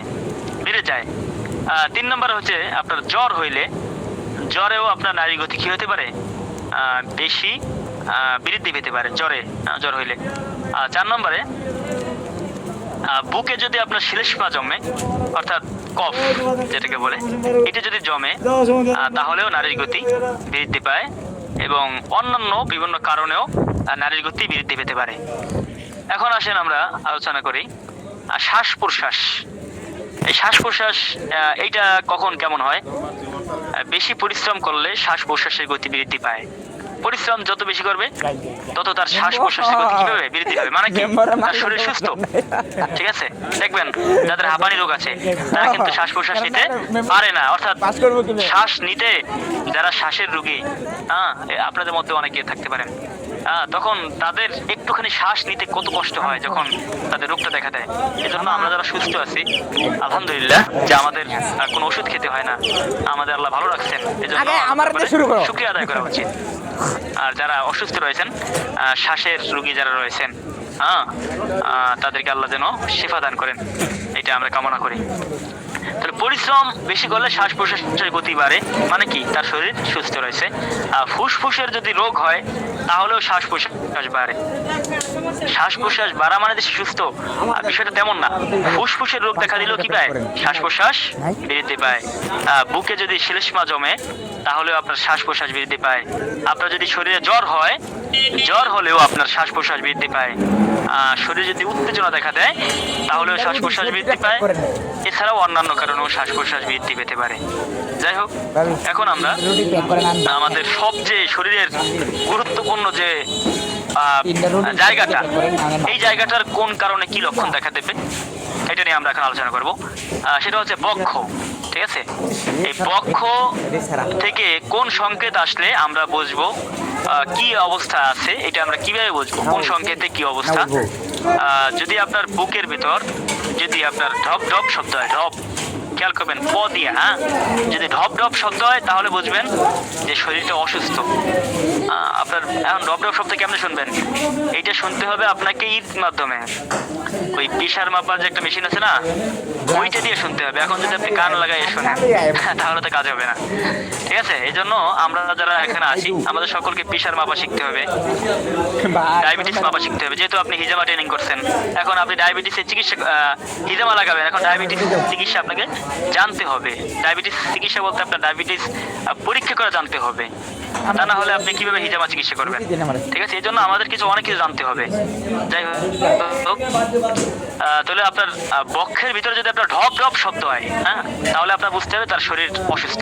আর যদি আপনার বক্ষ যদি আপনার ঢপ ঢপ, খেয়াল রাখবেন প্রথমটা বলছি প দিয়া, এখন বলতেছি ব দিয়া, ঢপ ঢপ, আর আগেরটা ছিল ডপ ডপ। যদি আপনার ঢপ ঢপ শব্দ হয় তাহলে বুঝতে হবে তার হাঁপানি আছে, অথবা বুকে বাতাস প্রবেশ করতেছে আর কি, অর্থাৎ হাঁপানি। ঠিক আছে, এই রোগ আছে, এটা বুঝতে হবে যদি ঢপ ঢপ শব্দ হয়। আর পুলুরিসিতে পানি কমার কারণে কিছু অংশে স্বাভাবিক শব্দ ও কিছু অংশে ক্ষীণ শব্দ পাওয়া যায়। বক্ষের ভিতরে একটা আছে, আপনার জিনিস আছে, ওইটার নাম হচ্ছে পুলুরিসি। সেই পুলুরিসিতে যদি আপনার পানি কমে যায় তাহলে আপনার বক্ষের কিছু অংশে স্বাভাবিক শব্দ পাওয়া যাবে, আবার কিছু অংশে কম শব্দ পাওয়া যাবে এবং খসখস শব্দ হতে পারে যদি আপনার পানি কমে যায়। 4 নম্বরে বুকে যদি আপনার শ্লেষ্মা জমে তাহলে ঘর ঘর শব্দ হয়। এটা তো আমরা বাহির থেকেও পাই, বুকে শ্লেষ্মা জমলে তো ঘর ঘর শব্দটা বাহির থেকেও পাওয়া যায়, তাই না? এবার ব্রঙ্কাইটিস ও নিউমোনিয়া অর্থাৎ ফুসফুসের প্রদাহ রোগ, এটাও বোঝা যাবে। যদি বুকের ভিতরে আপনার ঘর ঘর শব্দ হয় তাহলে ব্রঙ্কাইটিস, হ্যাঁ এই ব্রঙ্কাইটিস রোগ হয়েছে বোঝা যাবে। অথবা নিউমোনিয়া, বাচ্চাদের কিন্তু নিউমোনিয়া হয়, বড়দেরও হয়। এবং ফুসফুসের প্রদাহ, ফুসফুস প্রদাহ মানে জ্বালা যন্ত্রণা করে, এইটা বোঝা যাবে আর কি। আর বুকের ভিতরে যদি লাভ ডাব, লাভ ডাব শব্দের পরিবর্তে যদি অন্য বিকৃত শব্দ শোনা যায়, অর্থাৎ বুকের ভিতরে লাভ ডাব শব্দ শোনা গেছে, অথবা লাভ ডাব শব্দের পরিবর্তে অন্য বিকৃত শব্দ, অর্থাৎ বুকের ভিতরে আর কি একটা পুরা হট্টগোল আর কি, অনেক জোরে জোরে শব্দ শোনা যায় যদি, তাহলে বুঝতে হবে হার্টের রোগ আছে, হার্টের রোগ। এটা ওই প্রেশার মাপা মেশিন দিয়ে শুনতে হবে আর কি, তখন বোঝা যাবে যে হার্টের রোগ আছে। এরপর 6 নম্বরে হচ্ছে অন্যান্য কারণে, বিভিন্ন কারণেও আপনার বুকের শব্দ পরিবর্তন হতে পারে। অর্থাৎ এই যেগুলো বললাম এগুলোর কারণে যেগুলো হবে বিষয়টা তেমন না, অন্য কারণেও আপনার বুকের স্বাভাবিক যে শব্দটা আছে এই শব্দ থেকে অন্য শব্দেও পরিবর্তন হতে পারে। এখন আমরা আলোচনা করব দ্বিতীয় যে বিষয়টা আপনাদেরকে বলছিলাম, যে শ্বাস প্রশ্বাসের গতি, অর্থাৎ আমরা যে শ্বাস প্রশ্বাস নেই, এই শ্বাস প্রশ্বাসের কতটুকু গতি হয়েছে আমাদের, অথবা আপনার কি বলে এটাকে, শরীরের তাপমাত্রা, আমাদের তাপমাত্রা কতটুকু হয়, আমাদের নারী, এই নারী আমাদের কতটুকু স্পন্দন করে, লাফায়, এইটা নিয়ে আমরা এখন সংক্ষেপে আলোচনা করব ইনশাআল্লাহ। শেষ পর্যন্ত থাকবেন আশা করি। আর সর্বশেষে আমরা খুবই খুবই গুরুত্বপূর্ণ বিষয় নিয়ে আলোচনা করব, সেটা হচ্ছে অর্থাৎ কোন খাবারে কি ভিটামিন আছে, কোন ভিটামিনের অভাবে কি রোগ হয়, এইটা আমরা একটা সম্পূর্ণ স্ট্রাকচার আপনাদের সামনে আজকে তুলে ধরার চেষ্টা করব ইনশাআল্লাহ। তাহলে এখন শরীরের স্বাভাবিক শ্বাস প্রশ্বাস গতি, তাপমাত্রা ও নারীর গতি, এইটা কেমন, কতটুকু, এটা নিয়ে আমরা আলোচনা করবো ইনশাআল্লাহ। স্বাভাবিক নারীর গতি, নারী কতটুকু আপনার স্পন্দন হয়, কতটুকু লাভ হয়। জন্ম থেকে 1 বছর পর্যন্ত একটা বাচ্চা জন্ম থেকে 1 বছর পর্যন্ত তার নারী প্রতি মিনিটে 120 থেকে 140 বার স্পন্দিত হয়। কি চমৎকার একটা কথা না? অর্থাৎ জন্ম থেকে 1 বছর পর্যন্ত প্রতি মিনিটে তার নারীটা স্পন্দিত হয়, অর্থাৎ লাফিয়ে ওঠে, অর্থাৎ নড়াচড়া করে আর কি, স্পন্দিত হয় 120 থেকে 140 বার। এখন 2 থেকে 5 বছর পর্যন্ত 90 থেকে 115 বার পর্যন্ত স্পন্দিত হয়। 6 থেকে 15 বছর পর্যন্ত 80 থেকে 90 পর্যন্ত 80 থেকে 90 বার কি হয়, স্পন্দিত হয়, ই করে আর কি, লাফায় আর কি। এখন 16 থেকে 50 বছরের যারা রয়েছেন তাদের নারীটা প্রতি মিনিটে 72 থেকে 80 বার পর্যন্ত স্পন্দিত হয়। 51 থেকে 65 বছর যারা রয়েছে তাদের জন্য তাদের 65 থেকে 70 বার পর্যন্ত স্পন্দিত হয়। আর 65-র উপর থেকে আপনার 65-র উপরে যারা রয়েছে তাদের 55 থেকে 60। এখন বলবেন যে আবার 65-র উপরে যারা, তাদের 55 থেকে 60 কেন? দেখেন, মানুষ যখন একেবারে বৃদ্ধ হয়ে যায়, যখন 50 বছর পর্যন্ত, কিন্তু 80 পর্যন্ত, এই 50-এর পর কিন্তু আবার 65 থেকে 70, আর 65-র উপরে গেলে 55 থেকে আবার 60। কারণ কি? অর্থাৎ তার হায়াত আস্তে শরীরের পার্স, এগুলো কার্যক্ষমতা আস্তে আস্তে কমিয়ে দিয়েছে। নারীর গতি যত বেশি থাকবে তত তার শরীর তত চঞ্চল থাকে, ঠিক আছে, বা শরীরের গতি থাকে আর কি। এই হয়েছে বিষয়। আর এখন আমরা আলোচনা করব শ্বাস প্রশ্বাস নিয়ে। আমাদের শ্বাস প্রশ্বাস ছাড়ি, এটাও কিন্তু ভাগ আছে বয়স অনুপাতে। শ্বাস প্রশ্বাস ছাড়া গ্রহণ করা, এটারও কি আছে, পরিমাপ আছে, সংখ্যা আছে। এখন কারো আপনার জন্ম থেকে 1 বছর পর্যন্ত আপনার যে বাচ্চারা আছে তারা প্রত্যেক মিনিটে 30 বার শ্বাস প্রশ্বাস গ্রহণ করে। কতবার? 30 বার, অর্থাৎ 0 থেকে 1 বছর পর্যন্ত মিনিটে 30 বার তারা শ্বাস প্রশ্বাস গ্রহণ করে। হ্যাঁ, শ্বাস প্রশ্বাস গতি তাদের রয়েছে। 2 থেকে 5 বছর পর্যন্ত 20 থেকে 25 বার তারা মিনিটে শ্বাস প্রশ্বাস নেয়। 6 থেকে 45 বছর যারা তাদের মিনিটে হয় 18 থেকে 20। ঠিক আছে, 18 থেকে 20। দেখবেন বাচ্চারা কিন্তু দ্রুত শ্বাস নেয়, অর্থাৎ তাদের শ্বাস প্রশ্বাসের গতি কি বেশি, 30 বার সবচেয়ে বেশি। আর 46 থেকে একেবারে বৃদ্ধ বয়স তাদের হয়েছে 15 থেকে 18 বার। ঠিক আছে, অর্থাৎ একেবারে কম, 15 থেকে 18 বার একেবারে তাদের শ্বাস প্রশ্বাসের গতি কমে যায়। এখন আসেন শরীরের তাপমাত্রা। ক্লাসের শেষ সময় প্রায় শেষ হয়ে গেছে। আপনারা যদি থাকেন আমি আলোচনাগুলো শেষ করবো ইনশাল্লাহ। আমরা সামনে যে বিষয়টা নিয়ে আলোচনা করব তার স্বাভাবিক শরীরের তাপমাত্রা নিয়ে এখন আলোচনা করি। তাপমাত্রা কত? আমরা জ্বর হয় না, আমাদের জ্বর হয় তাই তো। এখন তাপমাত্রা কতটুকু থাকে স্বাভাবিক? আপনার জিহ্বার নিচে, আপনার একটা মানুষের জিহ্বার নিচে স্বাভাবিক তাপমাত্রা থাকে আপনার ফারেনহাইট থাকে 98.4 ফারেনহাইট। এটা একটা তাপমাত্রার পরিভাষা। সেই ফারেনহাইট থাকে আপনার 98.4 অর্থাৎ জিহ্বার নিচে। আর সেন্টিগ্রেড হচ্ছে 36 আপনার ডিগ্রি 9 সেন্টিগ্রেড। হ্যাঁ, আর বগলের মধ্যে ফারেনহাইট হচ্ছে 97.4 আর সেন্টিগ্রেড 36 ডিগ্রি 3। আর মলদারে ফারেনহাইট হচ্ছে আপনার 99.4 আর সেন্টিগ্রেড হচ্ছে 37 ডিগ্রি 4। যাই হোক, এটা আমরা শরীরের তাপমাত্রা নিয়ে একটা মোটামুটি বললাম। এখন আসেন আমরা আমাদের যে আকর্ষণ, আজকে ক্লাসের মূল আকর্ষণ, যে কোন খাবার খেলে কোন ভিটামিন পাওয়া যায় এবং কোন ভিটামিনের অভাবে কোন রোগ দেখা দেয়, এই বিষয় নিয়ে আজকে আমরা আলোচনার চেষ্টা করব। অল্পতে শেষ করবো ইনশাল্লাহ। এখন আসেন 1 নম্বরে আমরা আলোচনা করব। 1 নম্বরে হচ্ছে খাবার তালিকার মধ্যে কপি, পেঁপে, লাউ, পাকা আম, পালং শাক, টমেটো, সিম, আলু, লাল নটে শাক, গাজর, চিরা, সয়াবিন, সুজি, ভেড়া এবং খাসির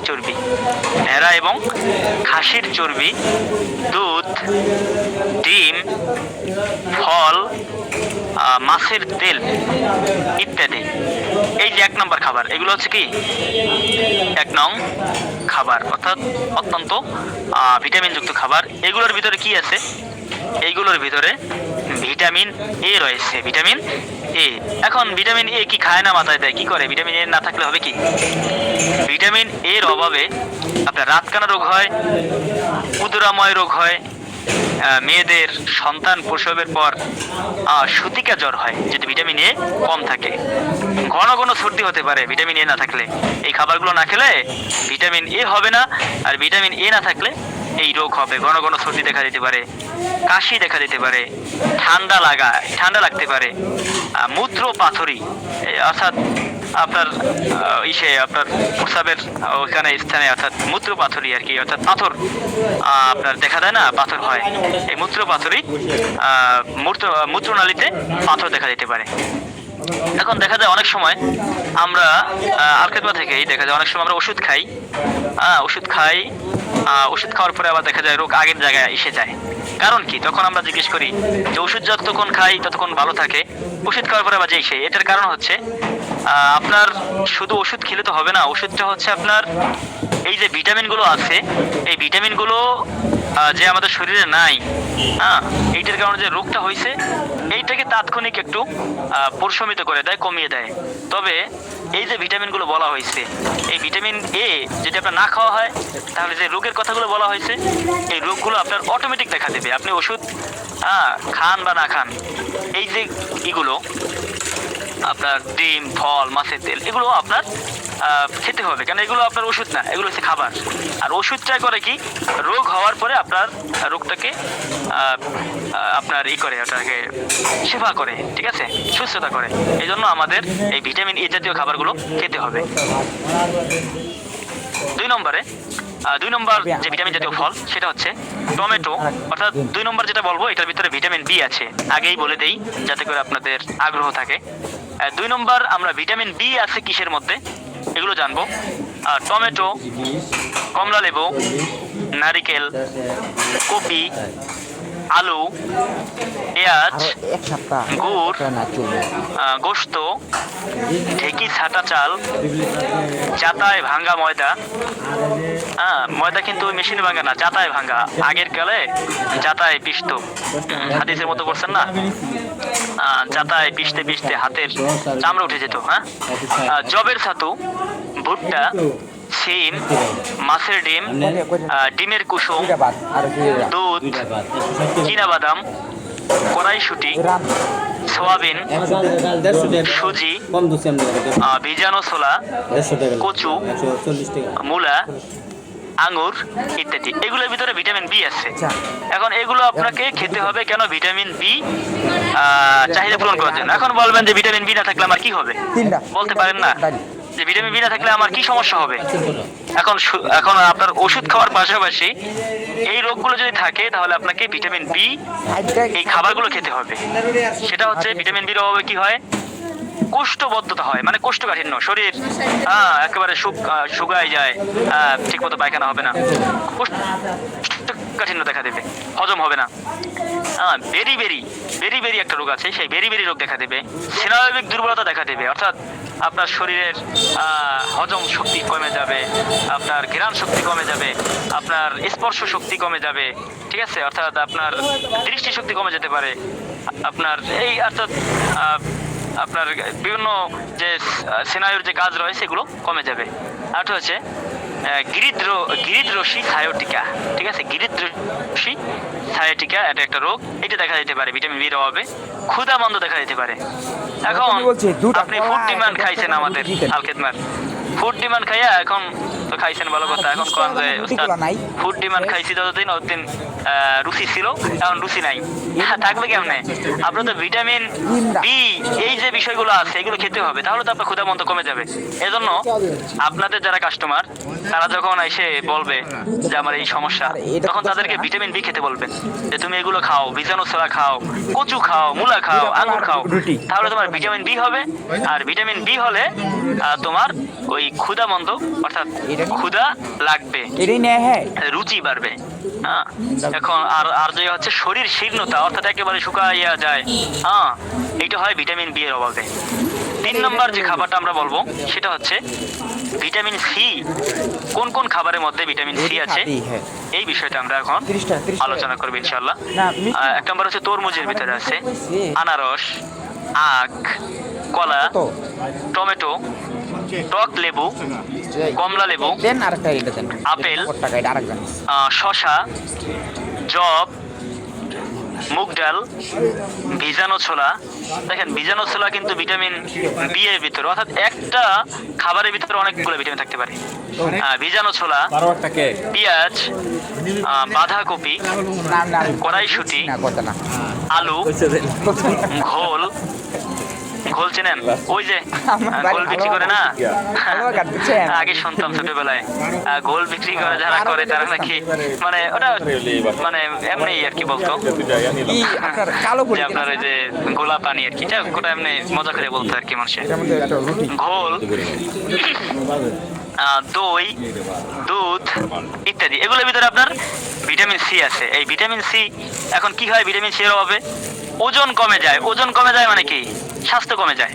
অর্থাৎ আপনি গুড়বুড়ি হালুয়া খাইছেন, যতদিন খাইছেন ততদিন ওজন ঠিক আছে, স্বাস্থ্য বাড়ছে, 4-5 কেজি হয়েছে। যেই খাওয়া কমাই দিয়েছেন কমে গেছে। কারণ কি, এই যে আপনি ভিটামিন সি খান নাই। এই ভিটামিন সি না খেলে আপনার ওজন যতই ওষুধ খান কাম হবে না, ওষুধে সাপোর্ট দিবে, আপনাকে খাবারের মাধ্যমে পূরণ করতে হবে। এবার শীর্ণতা, একেবারে হাড্ডি বের হয়ে যায়, এরকম শীর্ণ হয়ে যেতে পারে ভিটামিন সি এর অভাবে। অলসতা দেখা দেয়, অলসতা। হ্যাঁ, অর্থাৎ শরীরে যদি বল না থাকে তাহলে কি কাজে মন বসে? মারি দাঁতের মারি ফুলে যেতে পারে, শরীরে দুর্বলতা দেখা যেতে পারে। এই আরেকটু অনেকে বিরক্ত হচ্ছেন, ক্লাস এখনই শেষ হবে ইনশাআল্লাহ। আমার শরীরই আর দুইটা পয়েন্ট আমাদের বাকি আছে। ডিউটিটা করব ভিটামিন ডি, কইলি হইব খালি। হ্যাঁ, ভিটামিন ডি ডি খাবার কি? ভিটামিন ডি এর খাবার হচ্ছে বাবু ঠিক আছে, দুধ, শরীর চলবা লাগবে না। ডিমের কুসুম, চিন্তা করলে কি আমি- ছানা, মাখন, ঘি, দই, চীনাবাদাম, এটাই তো। পেস্তা বাদাম, কাজু বাদাম। এই দেখেন, হ্যাঁ, কতগুলো বাদামের নাম বললাম। এগুলো কিন্তু আপনার আছে। ওই বাচ্চাদের একটা খাবার আছে, আপনারা শুনছেন, জাইফা বেবি ফুড। ওইটার ভিতরে কিন্তু এই যে বাদাম আছে, প্রায় 7 থেকে 6-7 ধরনের বাদাম আছে। এখন আপনার বাচ্চাদেরকে এগুলো খাওয়াবেন, না খাওয়ালে ভিটামিন পাবে কোথায়? বাচ্চারা কি ক্লাস করে? তারা কি জানে যে কোনটার ভিতরে ভিটামিন আছে? এটা তো আপনি জানলেন। হ্যাঁ, এই জন্য তাদেরকে আপনার বাচ্চা আপনার ভবিষ্যৎ, আমরা ভালো করি। তারা ভবিষ্যতে আপনার বংশধর, বংশধারা টিকিয়ে রাখবে। হ্যাঁ, এই জন্য তাদেরকে সুস্থ রাখা, এটা আপনার সুস্থ রাখার জন্য ব্যবস্থা করা আপনার দায়িত্ব। এই জন্য আপনারা এই জাইফের বেবি ফুড এটা আপনার বাচ্চাকে খাওয়াতে পারেন। এটা আমরা আপনাদের বাচ্চাদের জন্যই আমাদের কোম্পানি থেকে বানানো হয়েছে, খুবই স্বাস্থ্যসম্মতভাবে। ঠিক আছে, যাই হোক, চীনাবাদাম, পেস্তা বাদাম, কাজু বাদাম, সরিষার তেল, গোস্তের চর্বি, মাছের তেল, গুড়, মুরগি এবং ছাগলের মাংস, এগুলোর মধ্যে আছে কি ভিটামিন ডি। ভিটামিন ডি এগুলো আপনারা নোট করে রাখবেন, প্রয়োজনে লেখা দিয়ে দেওয়ার চেষ্টা করব ইনশাল্লাহ। আপনারা যদি চান তাহলে লেখা দিয়ে দেবো। তাহলে ভিটামিন ডি, হ্যাঁ, এগুলোর মধ্যে আপনার কি পাওয়া যাবে? ভিটামিন ডি পাওয়া যাবে। এখন ভিটামিন ডি এর অভাবে কি হয়? ভিটামিন ডি এর অভাবে পুয়ে, অর্থাৎ রিকেটস নামক একটা রোগ আছে, সেই রোগটা দেখা দেয়। আর সবচেয়ে বড় যে সমস্যাটা দেখা দেয় ভিটামিন ডি এর অভাবে, সেটা হচ্ছে শিশুদের শীর্ণতা, অর্থাৎ শিশুদের শরীর দুর্বল হয়ে যায়। এই একটু যেটা বলছিলাম, এই শিশুদের শরীরকে সবল রাখতে হলে তাকে বাদাম খাওয়াতে হবে, পেস্তা বাদাম, কাজু বাদাম, অমুক বাদাম, তমুক বাদাম, হ্যাঁ, চীনা বাদাম, এগুলো খাওয়াতে হবে। এগুলো ভিটামিন ডি পাওয়া যায়। আর ভিটামিন ডি না থাকলে শিশুদের শরীর কি হয়ে যায়? আস্তে আস্তে শীর্ণতা হয়ে যায়, চিকন হয়ে যায়। দেখা যায় শরীরে কিছু নাই, পেট অনেক বড়, মানে কি তার পেটে কৃমি আছে। এই জন্য শিশুদেরকে কৃমিনাশক ওষুধ খাওয়াবেন। তারা তো আর বলতে পারে না যে আপু আমার কৃমি ওষুধ খেতে হবে। এই জন্য অভিভাবকদেরকে সচেতন হতে হবে।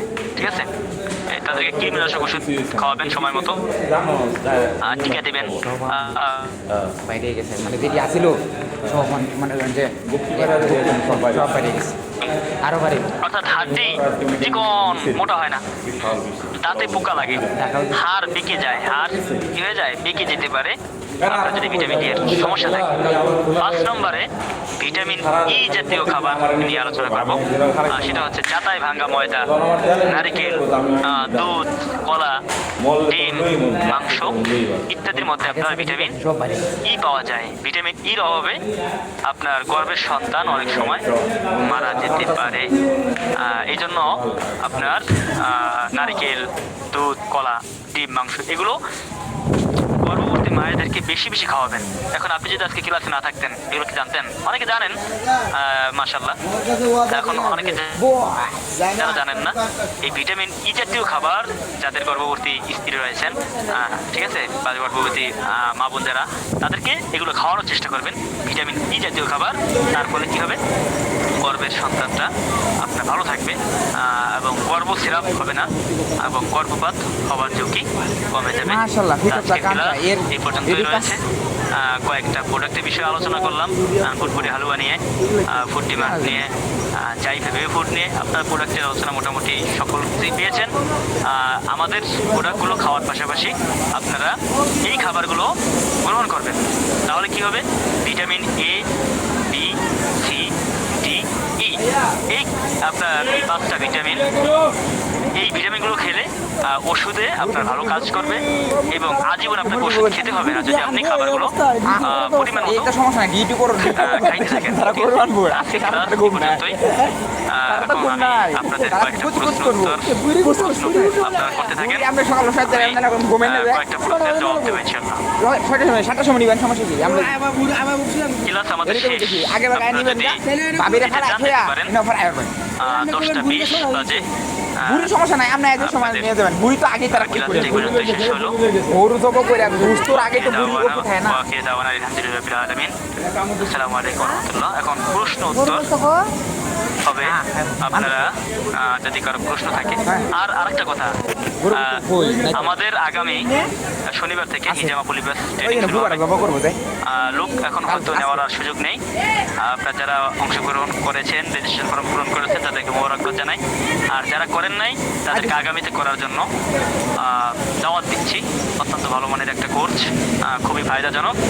যদি আপনি ভবিষ্যতে একটা ইনকামের পথ ধরতে চান, তাহলে দেখা যায় হিজামা পুলিবাস কোর্স এটা আপনার জন্য অনেক ফায়দা হবে ইনশাল্লাহ, হেল্পফুল হবে। তাই এটা আপনারা করার চেষ্টা করবেন। আচ্ছা,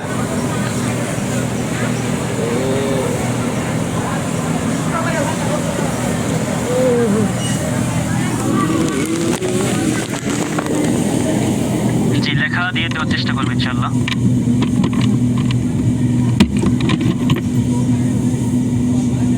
সাত বছরের ছেলে, 2 পায়ে চাবানি কামরানি, হিজামা করবেন কিনা? বাচ্চাদেরকে, ছোট বাচ্চাদেরকে অনেকটা আপনার করলেও ওয়েট কাপিং না করাটাই ভালো। যে কাপিং করতে পারেন। জি না, আমাদের কোম্পানিতে টিউমারের ওষুধ আপাতত নেই, ইনশাল্লাহ আস্তে আস্তে হবে। এই লেখা গ্রুপে দেওয়া হবে ইনশাল্লাহ। আচ্ছা, হাঁটুর ব্যথার জন্য হিজামা করেছেন, ব্যথা বেড়ে গিয়েছে তাই না? এখন বাড়ার কারণটা কি এটা দেখতে হবে, এবং পয়েন্ট অনুযায়ী করা হয়েছে কিনা এটাও খেয়াল করবেন। এবং তাকে আপনার ক্যালসিয়ামের ওষুধ দিতে পারেন, পারফেক্ট ক্যালসিয়াম এবং পেন কিলার, এগুলো দিতে পারেন ইনশাল্লাহ। এবং আপনার ওই যে পিডিএফ যে বইটা দেওয়া হয়েছে, ওই বইগুলোতে খেয়াল করবেন যে আপনার পয়েন্ট ঠিক আছে কিনা। পাইলসের ওষুধ দিয়েছেন, পায়খানা কষা কমতেছে না তাই না? পাইলসের ওষুধ যখন দিবেন, পায়খানা যদি কষা থাকে তাহলে তাকে গরম পানি দিয়ে খেতে বলবেন। এখন গরম পানি দিয়ে খাচ্ছে কিনা এটা খেয়াল রাখবেন। গরম পানি দিয়ে খেলে অবশ্যই পায়খানা কষা কমে যাবে। একান্ত না কমলে তাকে গ্যাস আউট পাউডার খাওয়াবেন। গ্যাস আউট পাউডার তাকে খাওয়াবেন। আর সে ই করতেছে কিনা, কি বলে এটাকে, অর্থাৎ ইসের গরম পানি লবণ মিক্স করে ওয়াশ করতেছে কিনা এটাও খেয়াল করবেন, ঠিক আছে? আর তেল শ্যাম্পু নতুন করে তৈরি করা হয়েছে। হ্যাঁ, তেল শ্যাম্পু আগেরটার চেয়ে নতুন করে তৈরি করা হয়েছে। সুগার বুঝবেন কিভাবে? সুগারের জন্য টেস্ট আছে, এটা তো বোঝা যায় না। এটার জন্য আপনার টেস্ট আছে, টেস্ট করতে হয়। লেখা ইনশাল্লাহ দেওয়া হবে। আচ্ছা, ঠিক আছে। জি, ঠিক আছে, ইনশাল্লাহ লেখা দেওয়া হবে। অনেকেই বলেছেন লেখা দেওয়ার কথা, ইনশাল্লাহ লেখা দেওয়া হবে।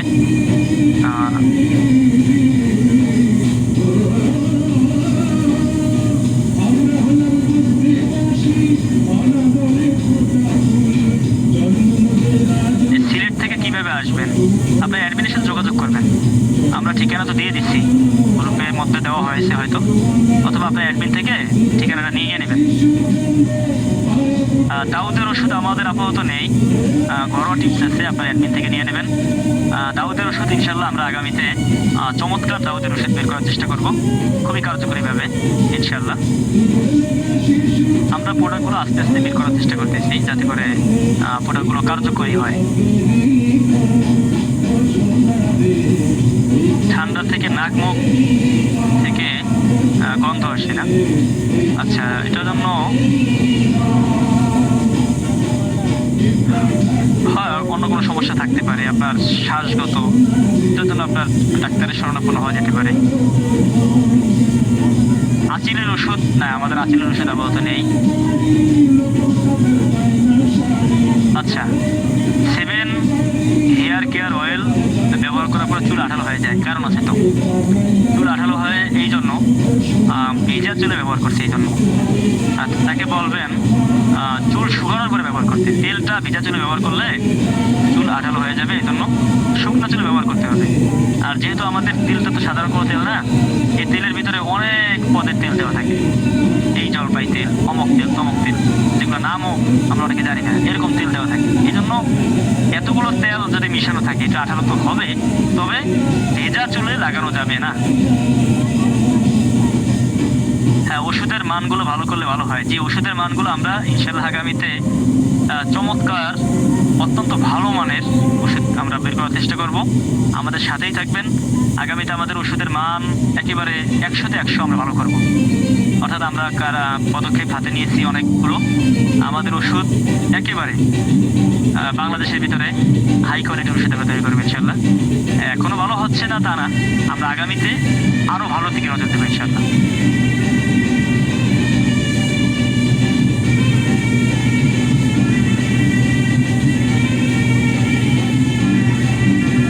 গ্যাস আউট পাউডার দিয়েছেন, বমি কমতেছে না।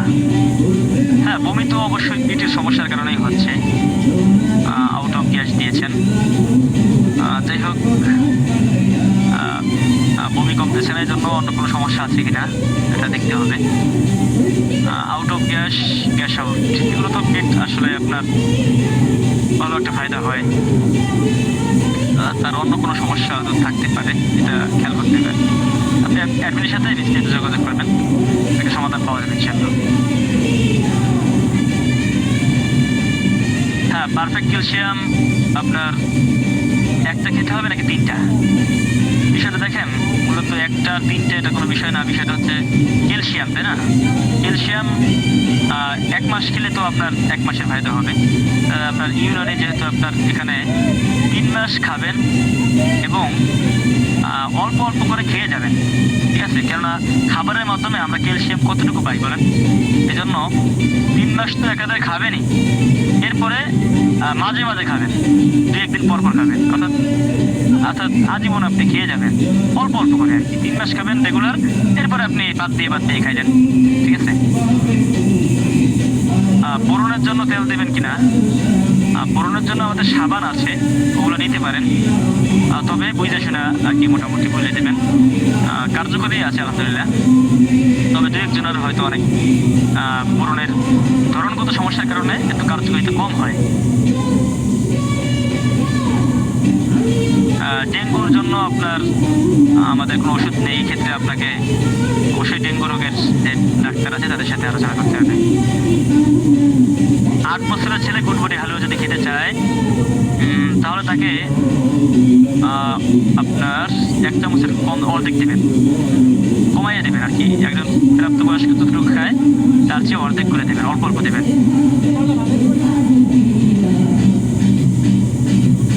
গ্যাস আউট দিয়েছেন, গ্যাস আউট অফ গ্যাস দিয়েছেন, কাজ হচ্ছে না। কাজ তো হওয়ার কথা ছিল, হচ্ছে না কেন এটা তো আপনার দেখার বিষয়। যদি একান্ত কাজ না করে তাহলে ফেরত দিয়ে দেবেন, সমস্যা নেই, কিন্তু আশা করি কাজ করার কথা। কোমরে ব্যথার জন্য হিজামা করেছেন, হিজামা করেছেন কিন্তু ব্যথা কমে নাই। এখন ব্যথাটা কয়েক কারণে হতে পারে। এখন দেখা যায় আপনার হিজামা তো দূষিত রক্তটা বের করে। এখন ব্যথাটা যদি আপনার দেখা যায় বাতের ব্যথাও হিজামার মাধ্যমে কমে, প্রায় 40-50টা রোগ কমে। তবে দেখা যায় এখানে ব্যথাটা অন্য কোনো কারণে হতে পারে, ক্যালসিয়াম বা এগুলো খাওয়ানো যেতে পারে তাকে। যারা হিজামা ট্রেনিং দেয় নাই তাদেরকে পিডিএফ বই দেওয়া হবে কিনা? হিজামা যারা করে নাই তাদেরকে দেওয়া হবে না, যারা হিজামা করেছে তাদেরকেই শুধুমাত্র দেওয়া হবে। এটা হিজামা গ্রুপে দেওয়া হয়, এটা পার্সোনাল।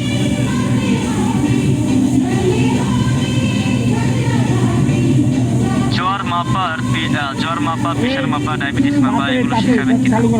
এগুলো দেখা যায় অনলাইনে শেখানো যায়, তবে এগুলো অফলাইনে আপনার আশপাশে যে ফার্মেসি বা ডাক্তার আছে ছোটো মানে গ্রাম্য ডাক্তার তাদের মাধ্যমে শিখে নিতে পারেন, অথবা আপনারা এগুলো শেখা যায় বিভিন্নভাবে শেখা যায়, বিভিন্ন ভিডিওর মাধ্যমে, ইউটিউবে বিভিন্ন ভিডিওর মাধ্যমে শিখে নিতে পারেন।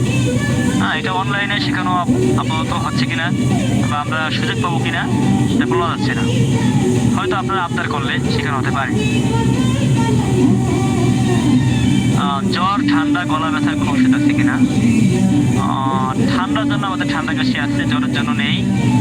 গলা ব্যথা ঠান্ডা, ওটার জন্য আপনার ঠান্ডা কাশি বিনাশ খেতে পারেন।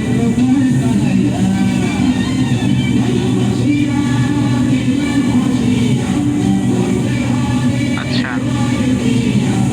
15 দিন যাবৎ গ্যাস খাচ্ছেন, পেটের ভিতরে ব্যথা করতেছে।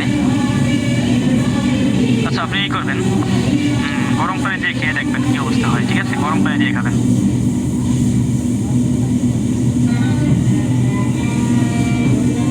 আমাদের প্রোডাক্টিভ রোগের সমস্যা আরো বাড়ে বলতে আসলে বাড়ার জন্য তো না, কমার জন্য বাড়ে। কেন? এটা দেখা যায় আমাদের হয়তো রোগটা ধরতে আমাদের সমস্যা হয়েছে, এই জন্য হয়তো আমাদের ওষুধটা হয়তো ঠিক মতো লাগে নাই, এরকম হতে পারে, ঠিক আছে? অর্থাৎ রোগটা হয়তো নির্ণয় করা হয় নাই। ডায়াবেটিস রোগের জন্য যৌন সমস্যা স্থায়ীভাবে সমাধান, স্থায়ীভাবে বলতে কিরকম? দেখা যায় ডায়াবেটিসটা তো একটা স্থায়ী রোগ, ওটা দেখা যায় আজীবন শরীরে থাকে।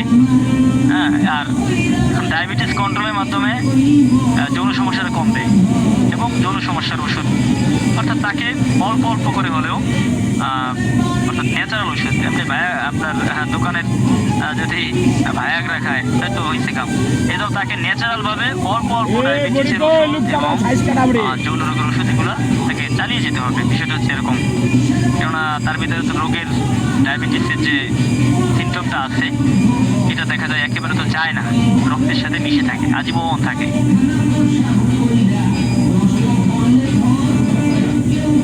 আচ্ছা, অ্যাজমার ওষুধ দিয়েছিলেন, এখন কি হয়েছে তো লিখলেন না। আচ্ছা, একজন রোগী আছে, আপনার বয়স হচ্ছে 68 বছর, ডায়াবেটিস আছে, তাকে কি ওষুধ দেবেন? তার যদি আপনার পেটগত সমস্যা না থাকে তাহলে তাকে নুসরাত পাউডার দেবেন, আর দেবেন রিয়েল নাইট কিং। 68 বছর, ডায়াবেটিস আছে, দিবেন আপনার নুসরাত পাউডার আর রিয়েল নাইট কিং দেবেন। আর যদি পেটগত সমস্যা থাকে বিগ পেনিস পেনিসেল দেবেন। ফুড ডিমান্ডের দাম কত? ফুড ডিমান্ড আপনার দাম হচ্ছে আপনার 440 টাকা প্রতিনিধি রেট, আর সদস্য রেট হচ্ছে 400 টাকা। হ্যাঁ, আলখেদমের মাধ্যমে আমার মাসিক আয় কত হয়? আলহামদুলিল্লাহ, আমার আলখেদমের মাধ্যমে মাসিক আয় আমি আগে চাকরি করে যেটা পেতাম ওটাই পাই। এখন কত পাই এটা জানা দরকার নাই, আমি আগে চাকরি করে যেটা পেতাম ওরকমভাবে পাই। আস্তে আস্তে তো সবারই বাড়বে, আপনাদেরও বাড়বে, সকলে বাড়বে, কাজের উপরে নির্ভর করবে। কয়টা খেতে হবে? 3টা খেতে হবে সর্বনিম্ন।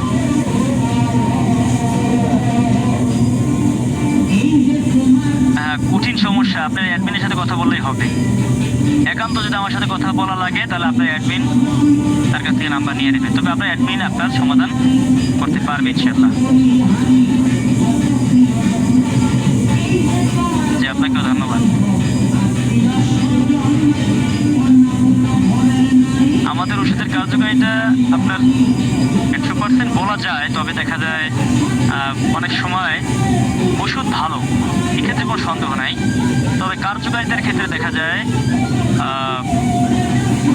অনেক ক্ষেত্রে সমস্যা দেখা যায়। অর্থাৎ দেখা যায় ওষুধ রোগটা একরকম, আপনার ওষুধটা পরে নেই, ঠিক আছে? যেহেতু আমাদের ওষুধটা তো আপনার পার্সোনাল না, এটা হলো পাবলিক নেই, অর্থাৎ সকল রোগের জন্য, মানে অর্থাৎ রোগের বেশি কমের জন্য একই রকম ওষুধ। এই জন্য দেখা যায় অনেকের ক্ষেত্রে একটু কাজ কম করে, যার রোগের ধরন বেশি তার একটু কম কম করে কাজ, কিন্তু ওষুধগুলো আমাদের 100% ভালো ওষুধ। তবে কাজের ক্ষেত্রে রোগ অনুপাতে অনেকে কম করে, অনেকে বেশি করে। হ্যাঁ, অ্যালার্জির ঘরোয়া টিপস আপনাদেরকে দেওয়া হয়েছে। ওই যে আপনার দোয়া পড়তে হয়, আপনার বিভিন্ন তদবিরও তো শেখানো হয়েছে অ্যালার্জি বিষয়ে, অ্যাডমিন থেকে নিয়ে নেবেন।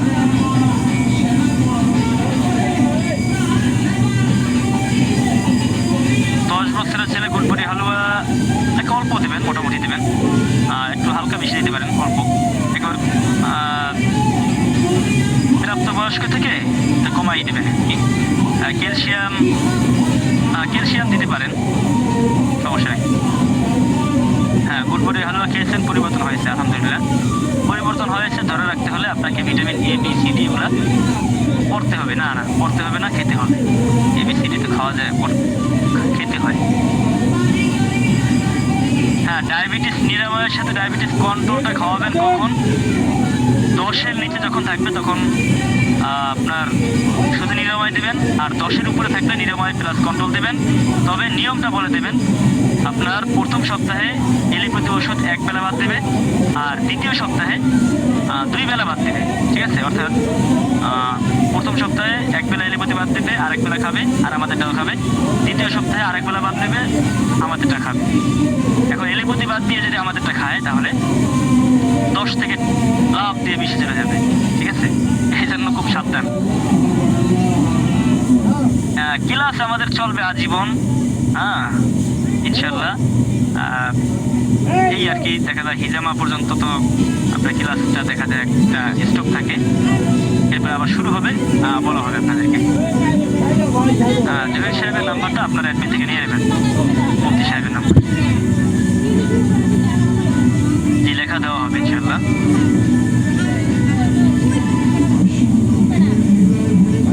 আমার দেশের বাড়ি বাগেরহাট। কস্তুরি হালুয়ার দাম কত?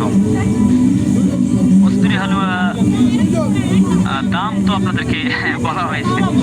কস্তুরি হালুয়া আপনার দাম হচ্ছে 440 টাকা হচ্ছে আপনার প্রতিনিধি রেট, আর 400 টাকা হচ্ছে আপনার পাইকারি একটা সদস্য রেট, যারা সদস্য হবেন তাদের জন্য। তদবিরের জন্য কার্যকরী বই, তদবিরের জন্য বহু বই আছে, তবে তদবিরের জন্য আপনাদেরকে পরামর্শ দেবো, সেটা হচ্ছে আমার উস্তাদ, আপনাদের উস্তাদ আব্বাস সাহেব। ওনার একটা কোর্স আছে, প্রত্যেক মাসের 20 তারিখ থেকে শুরু হয়। ওই কোর্সটা করলে আপনার কোনো বইয়ের শরণাপন্ন হওয়ার দরকার নেই। উনি দেখা যায় একেবারে A to Z তদবির বিষয়ে যা দরকার পরিপূর্ণ শিখিয়ে দেন। ঠিক আছে? অর্থাৎ এটা করার পরে আপনার আর কোথাও শেখার প্রয়োজন হবে না। আসলে বই পড়ে তো তদবির শেখা যায় না, তদবির শিখতে হলে একজন যোগ্য উস্তাদ লাগে। এজন্য উস্তাদের থেকে আমিও শিখেছি, আপনারাও শিখতে পারেন ইনশাআল্লাহ।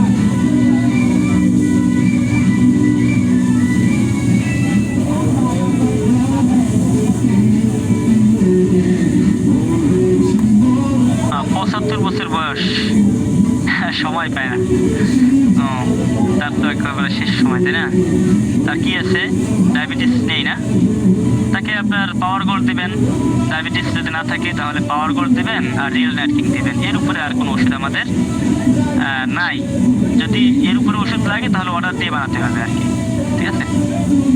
অর্ডার দিয়ে ভালোভাবে আর কি আপনার হেকিমদের সাথে যোগাযোগ করে অর্ডার করে তাকে জন্য নিতে হবে। আমাদের যে ওষুধটা আছে দেখা যায় তার তো তাকে তো বিগ পেনিসে দিতে হবে, কারণ এই যে বয়স, তাতে তো আপনার হবে না।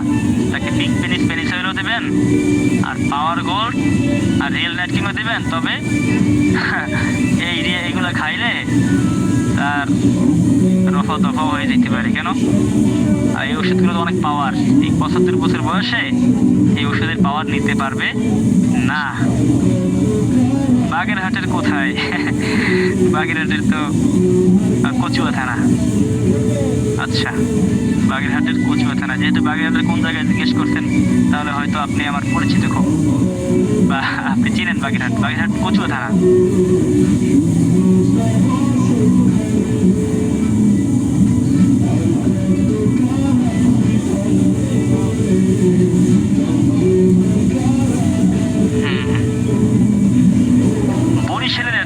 বরিশালের অ্যাডমিন বলতে কোনো অ্যাডমিন নাই, অ্যাডমিন আমরা সবাই বাংলাদেশেরই, আমাদের কোনো নির্দিষ্ট ভাগ নাই, ঠিক আছে। তবে ইনশাল্লাহ আমরা আগামীতে থানা পর্যায়ে, জেলা পর্যায়ে, ইউনিয়ন পর্যায়ে আমরা প্রতিনিধি নিয়োগ করব, অ্যাক্টিভ প্রতিনিধি, ঠিক আছে, যারা আপনার কাজ করবে আর কি।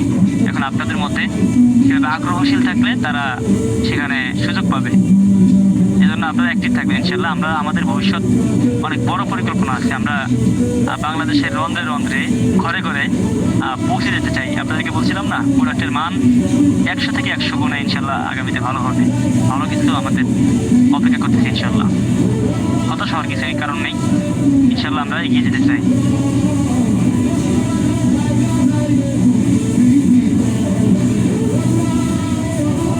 নুসরাত পাউডার খাবেন হচ্ছে আপনার রিয়েল নাইটকিং খাবেন আপনার শুধু রাতে একটা, আর নুসরাত পাউডার খাবেন সকালে 1 চামচ, রাতে 1 চামচ খাওয়ার পরে।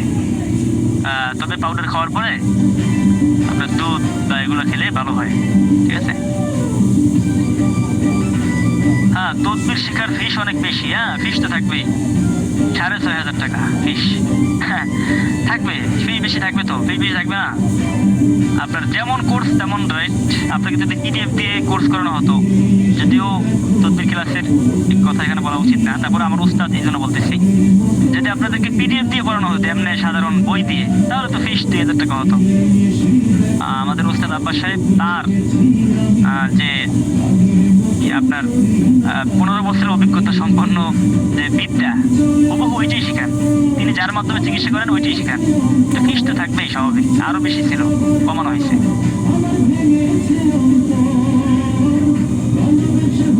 আচ্ছা, মোড়লগঞ্জ থানার আপনি, ঠিক, আপনাকে ধন্যবাদ, মোবারকবাদ। আশা করি আগামীতে আপনি মোড়লগঞ্জের আমাদের আলকেত ম্যানেজার কেয়ারের দায়িত্বশীল হবেন আপনি, আশা করি। আপনাকে কাজ করে যেতে হবে ইনশাল্লাহ, আপনার অ্যাডমিনের সাথে যোগাযোগ করবেন, একসময় ইনশাল্লাহ দেখা হবে আশা করি। আচ্ছা, মোল্লাহাট, হ্যাঁ মোল্লাহাট তো তিতলমারি, মোল্লাহাট, ফকিরহাট, এখানে ডক্টর নুরুল আলম।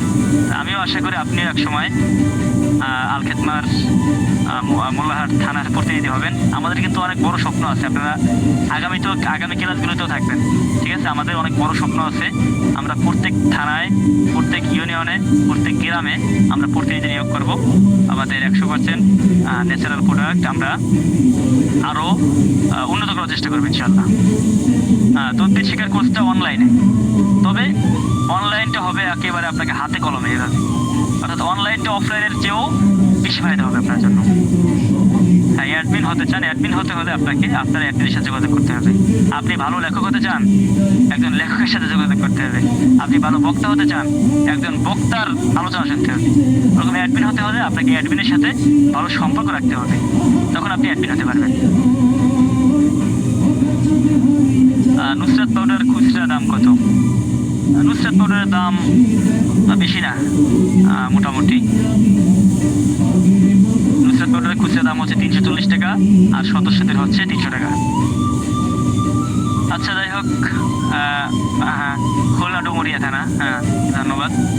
যাই হোক, আপনাদেরকে যেভাবে এলাকা অনুপাতে আপনাদের আগামীতে ভাগ করা হবে ইনশাল্লাহ, অর্থাৎ আপনারা যেন অনেকে কাজ পাচ্ছেন না, এখানে যারা আছেন অনেকে ক্লাস করতেছেন নিয়মিত, কাজ পাচ্ছেন। এটার পাশাপাশি আমি কি খেদমত করি, আমি এটার পাশাপাশি দেখা যায় খেদমত বলতে আপনার মাদ্রাসার খেদমত করতাম, আপাতত আপনার আছি এগুলো নিয়েই, তদবির এগুলা, হিজামা, পলিপাস, এইসব এগুলো নিয়েই আর কি, ঠিক আছে। অর্থাৎ স্বপ্ন দেখতে হবে বড়, হ্যাঁ ইনশাল্লাহ লাখ টাকার স্বপ্ন দেখি, আপনারাও দেখবেন, ইনশাল্লাহ সফল হবেন। স্বপ্ন দেখলে সফল হওয়া যায়, স্বপ্ন না দেখলে সফল হয় কীভাবে? এই জন্য আপনারা এখানে যারা আছেন প্রত্যেকেই আমি আশা রাখবো, থানা প্রতিনিধি, ইউনিয়ন প্রতিনিধি, জেলা প্রতিনিধি আপনারা হওয়ার জন্য চেষ্টা করবেন। আপনার অ্যাডমিনের সাথে যোগাযোগ রাখবেন, তাহলে আপনি যে কোনো একটা ইউনিয়ন, থানা, জেলা এগুলো আপনি করতে পারবেন আগামীতে ইনশাল্লাহ। আমাদের অনেক বড় প্ল্যানিং আছে, আপনার হয়তো কতটুকু বুঝতেছেন বা বিশ্বাস করতেছেন জানি না, অনেক বড় প্ল্যানিং আছে। ভালো থাকবেন, সুস্থ থাকবেন। আসসালামু আলাইকুম রহমতুল্লাহি ওবরাকাতুহ।